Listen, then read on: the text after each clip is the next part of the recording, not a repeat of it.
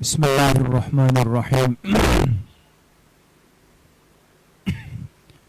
نحمده ونصلي ونسلم على رسوله الكريم أما بعد فأعوذ بالله من الشيطان الرجيم بسم الله الرحمن الرحيم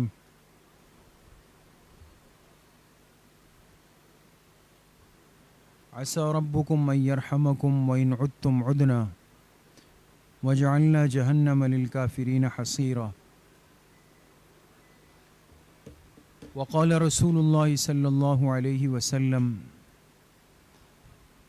المسلم أخو المسلم لا يظلمه ولا يسلمه صدق الله وصدق رسوله النبي الكريم اللهم صل على سيدنا ومولانا محمد وعلى آل سيدنا ومولانا محمد وبارك وسلم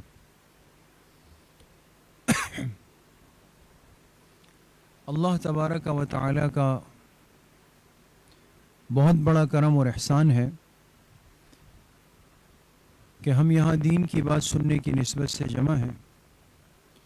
اللہ پاک آپ سب کی اس حاضری کو، اس بیٹھنے کو، سننے اور سنانے کو اپنی بارگاہ عالیہ میں قبول فرمائیں اور ہم سب کے ظاہر و باطن کی اصلاح کا ذریعہ بنائیں۔ حدیث پاک میں جناب رسول اللہ صلی اللہ علیہ وسلم نے اہل ایمان کو تشبیہ دی، یعنی جتنی امت ہے، امت مسلمہ ہے، اس کے آپس کے رشتے کو، تعلق کو بیان فرمایا کہ تمام اہل ایمان کا آپس میں کیا رشتہ ہے۔ تو فرمایا المسلم اخو المسلم، کہ مسلمان یہ مسلمان کا بھائی ہے، اور جب بھائی ہے تو اس کا آپس میں تعلق کیسا ہونا چاہیے؟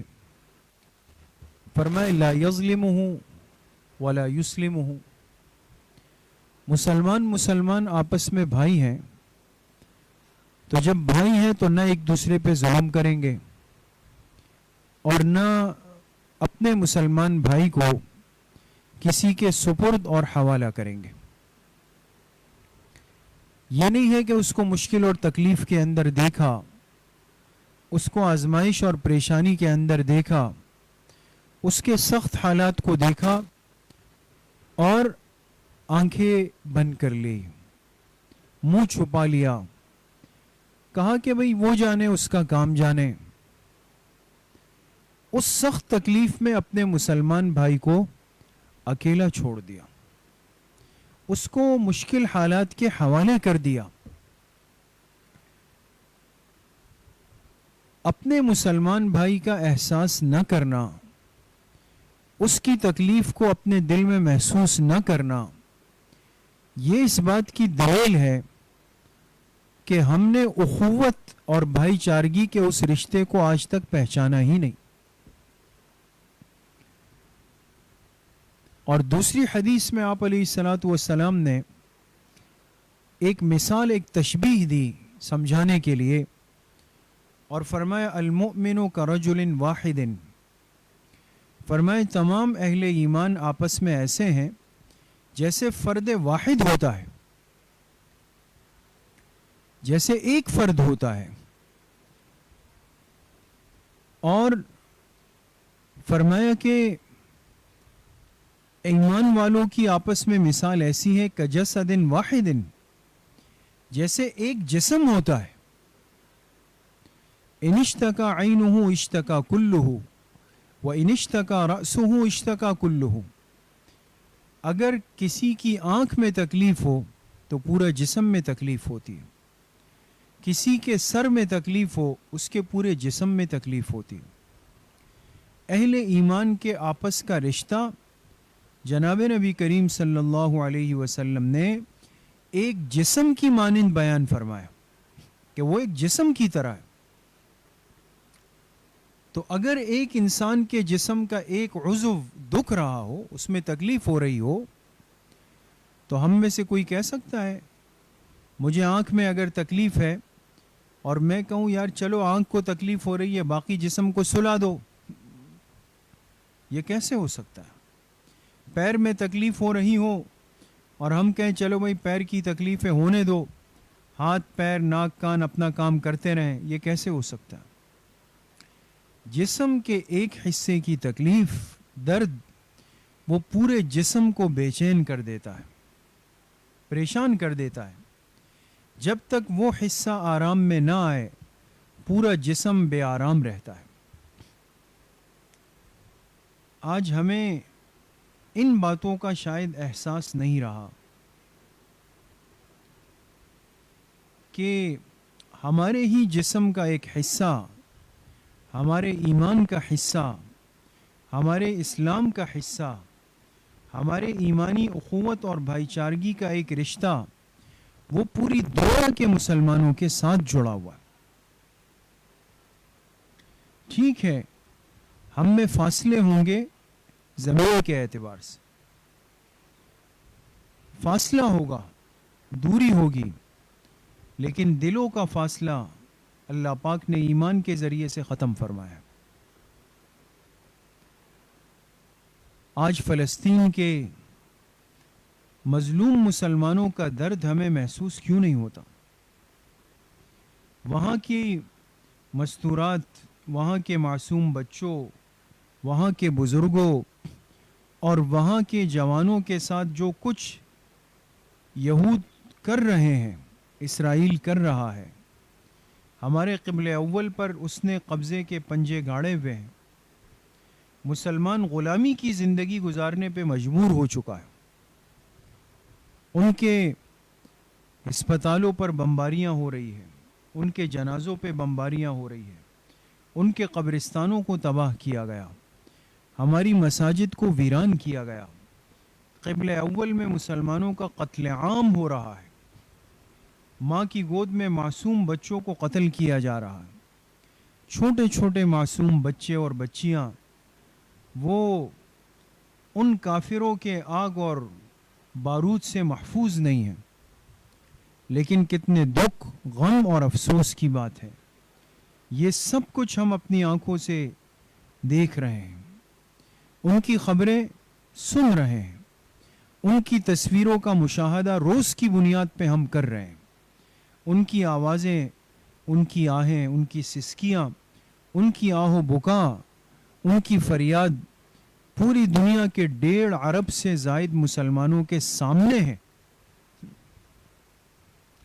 56 اسلامی ممالک کے سامنے ہے، لیکن اس کے باوجود ہمیں ان کا نہ کوئی درد محسوس ہوتا ہے، نہ ان کی تکلیف محسوس ہوتی۔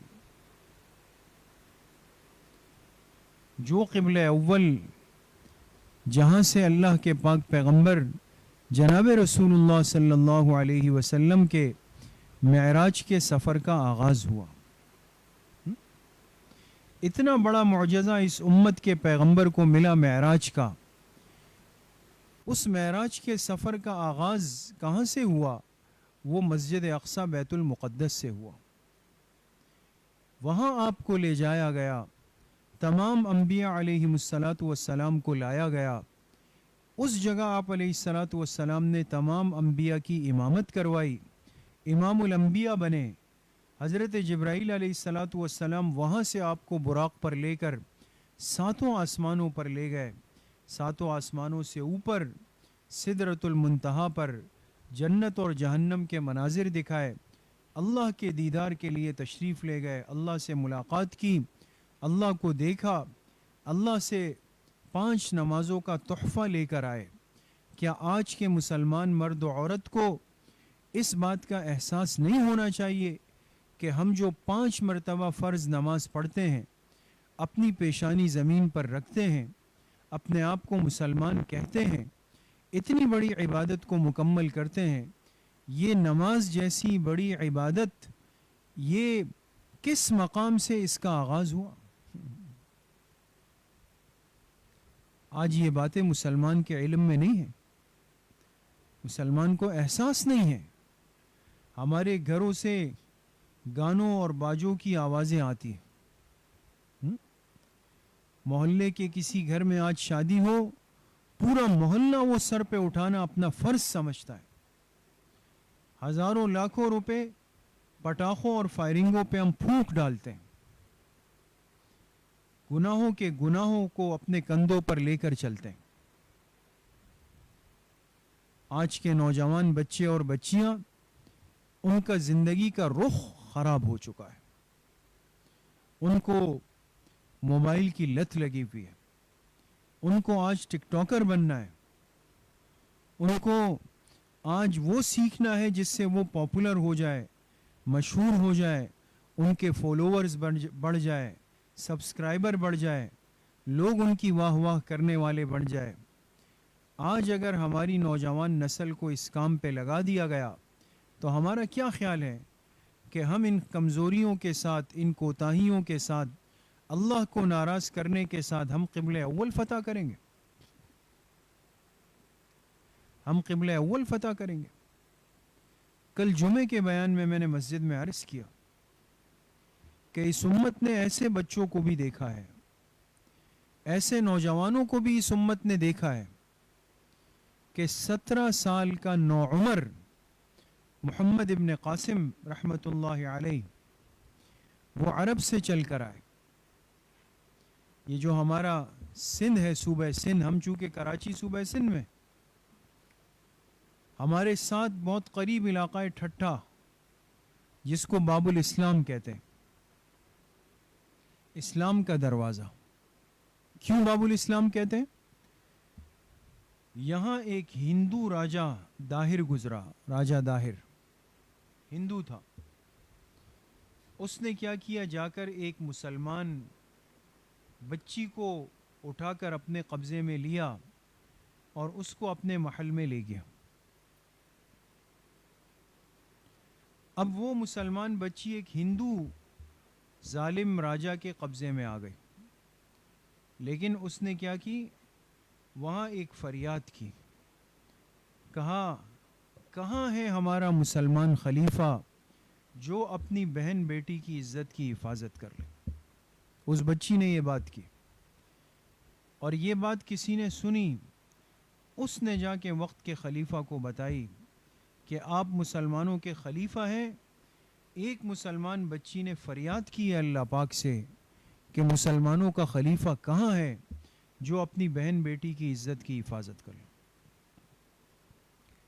وہ عرب میں ہزاروں میل کے فاصلے پر بیٹھے ہوئے مسلمانوں کے خلیفہ نے اپنے سپہ سالار, اپنے جرنیل, اور وہ بھی کتنی عمر, 17 سال کا نوجوان لڑکا, محمد بن قاسم کو روانہ کیا کہ عرب سے چل کر یہاں ایشیا میں آئے, سندھ میں باب الاسلام میں یہاں آئے, جا کے اس ہندو راجہ سے جنگ لڑے, اپنی مسلمان بہن کی عزت کو محفوظ کر لیں.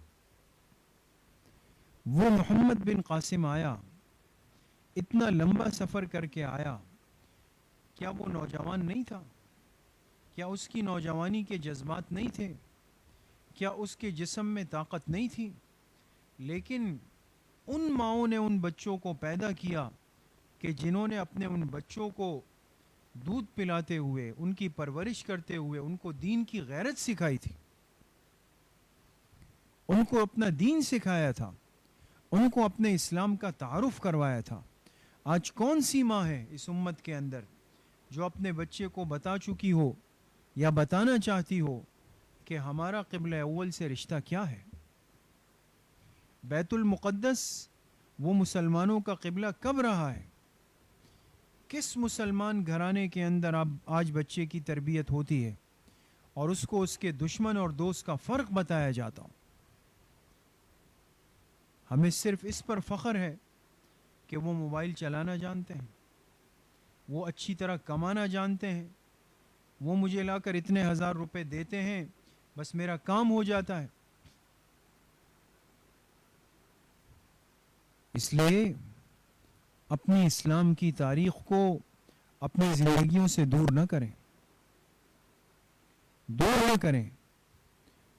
اپنے بچوں کو ان بچوں کا بتائیں. حضرت معاذ اور حضرت معوذ رضی اللہ عنہما 2 بچے ہیں، لیکن غزوہ بدر میں کیا کیا؟ ابو جہل کو گرا کر پچھاڑ دیا. ایک دوسرے سے آگے بڑھے. کیوں؟ کہا یہ ہمارے پیغمبر کو گالیاں دیتا ہے. ایک وقت مسلمانوں نے ایسے بچوں کو بھی جنم دیا، ایسے نوجوان بھی پیدا ہوئے کہ جنہوں نے اپنے پیغمبر پہ غیرت کی ہے، اپنے دین پر غیرت کی ہے، اپنے قبلے پر غیرت کی ہے. حضرت عمر رضی اللہ عنہ کے دور خلافت میں خود لشکر کے امیر بنے، آئے بیت المقدس میں اور اس قبلہ اول کو صلیبیوں سے، عیسائیوں سے آزاد کیا.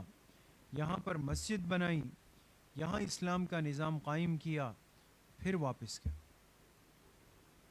لیکن آج افسوس کی بات یہ ہے کہ ہم نے اپنی اولاد کی اس رخ پر کوئی تربیت نہیں کی. نہ ہمیں احساس ہے، نہ ہمارے بڑوں کو احساس ہے، نہ ہمارے نوجوانوں کی کوئی تربیت ہے. ان حکمرانوں سے انسان کیا گلہ کرے کہ جو اپنے عیش و عشرت کے اندر بالکل غافل اور مغفل ہو چکے ہیں. لیکن میں آپ سے عرض کرنا چاہتا ہوں کہ یقین کریں ایک دن آ رہا ہے، اللہ پاک کے ہاں پوچھ ہوگی، سوال کیا جائے گا کہ تمہارا مسلمان بھائی، بہن، ماں، بیٹی، بچے وہ اللہ کے دشمنوں کے نرغے میں تھے، ان کے تسلط میں تھے، ان کے شکنجے میں تھے، تم نے ان کے لیے کیا احساس کیا؟ ٹھیک ہے، ہم وہاں نہیں جا سکتے، دنیا کے اصول بن گئے، فاصلے رکاوٹ بن گئے، پابندیاں رکاوٹ بن گئی، ہم نہیں کر سکتے. لیکن کیا ہم ایسا بھی نہیں کر سکتے کہ جب سے یہ ظلم شروع ہوا ہے ہم رات کو اٹھ کر اللہ کے سامنے مصلی بچھا کر اللہ سے فریاد کرنے والے بنے؟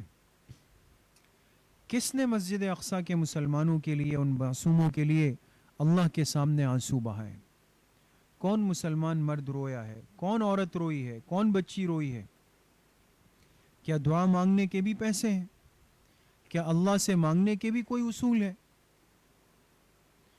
اس لیے خدا را ہم اپنا اتنا حصہ ضرور شامل کریں، اتنا کردار ہمارا اس سخت حالات میں ضرور شامل ہو کہ ہم القدس، فلسطین، غزہ، مسجد اقصیٰ کے ان مظلوم مسلمانوں کے لیے روز کی بنیاد پر اللہ سے دعا مانگیں، اپنا معمول بنا لیں، تاکہ اللہ کے ہاں مسئولیت سے بچ جائیں، اس سوال سے بچ جائیں کہ تمہارے اندر کیا احساس پیدا ہوا.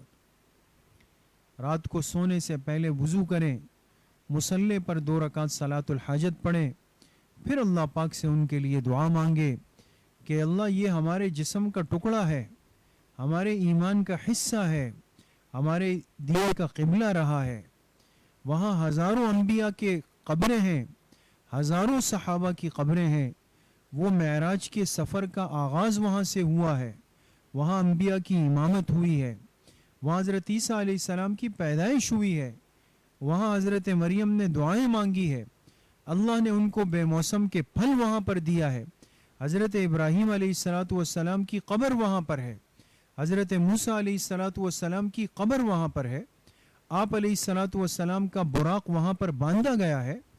یہ ساری چیزیں جہاں پر ہے، میں نے اور آپ نے اس کے لیے کیا دعائیں کی؟ تو بھائی ایک تو روز کی بنیاد پر صلاۃ الحاجت پڑھیں اور پھر ان کے لیے دعا مانگیں. اسی طرح 3 وظائف میں نے کل جمعے میں عرض کیے، آپ سے بھی عرض کرتا ہوں. روزانہ 3 مرتبہ سورہ مزمل پڑھیں، اس کے ساتھ 100 مرتبہ حسبنا اللہ و نعم الوکیل پڑھیں، اور اس کے ساتھ 100 مرتبہ آیت کریمہ لا الہ الا انت سبحانک انی کنت من الظالمین پڑھیں. سورہ مزمل 3 مرتبہ، حسبنا اللہ و نعم الوکیل 100 مرتبہ، لا الہ الا انت سبحانک انی کنت من الظالمین 100 مرتبہ. یہ پڑھیں اور پھر ان کے حق میں دعا مانگیں.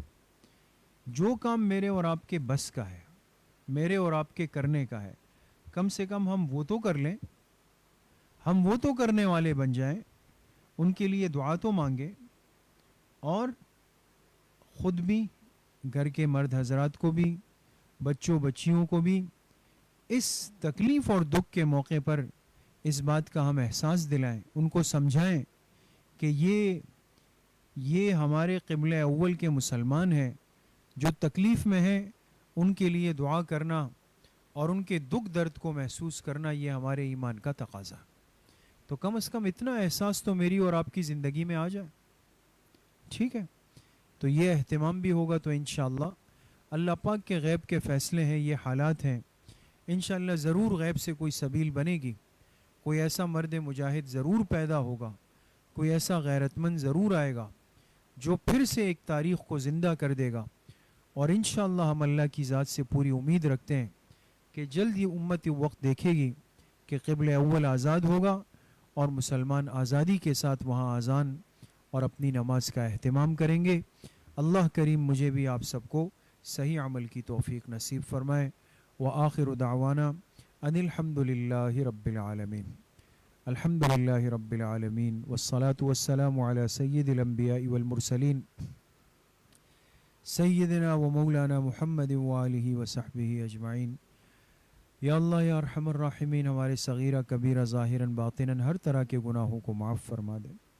یا اللہ پوری امت کے گناہوں کو معاف فرما دے، اپنی رضا والی زندگی نصیب فرما دے، حضور علیہ الصلاۃ والسلام کی صحیح اور سچی محبت نصیب فرما دے۔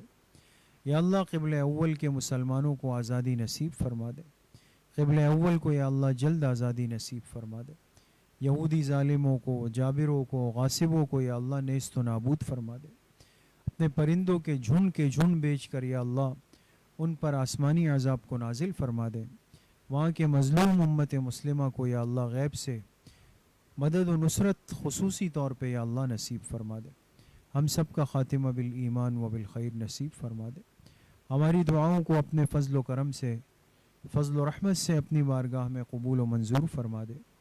وصلی اللہ وسلم علی نبینا محمد وآلہ وصحبہ اجمعین برحمتک یا ارحم الراحمین۔ السلام علیکم۔